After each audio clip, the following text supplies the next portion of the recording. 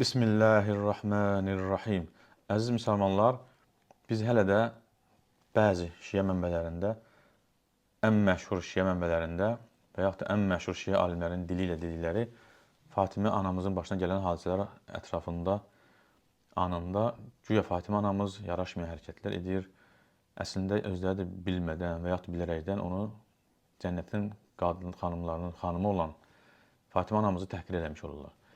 Həmin məsələlərdən biri də güya Kafidə, digər şiə kitablarında Abbas Qummi həmçinin digərləri rəvayət edir ki, güya İmam Baqir və İmam Cəfər Sadiq rahiməhumallah belə deyirlər.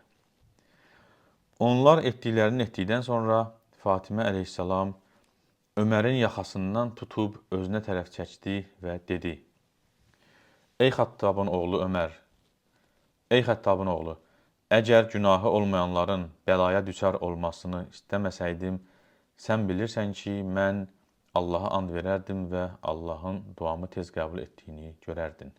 Ərəbcəsini də oxuyum.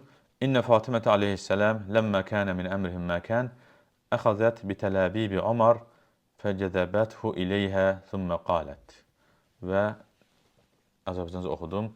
Yəni, baxın ki, Fatimə anamız güya yad bir kişinin yaxasından tutub, özünə dartır və belə bir hərəkət eləyir. Siz özünüz bu hadisəyə hökm edin. Quranın haqq olduğu onlara aydın olsun deyə, biz öz dəlillərimizi onlara həm üfüqlərdə, həm də onların özlərində göstərəcəyik. Məyər Rəbbinin hər şeyə şahid olması kifayət deyilmi? Fusilət surəsi 53-cü ayə.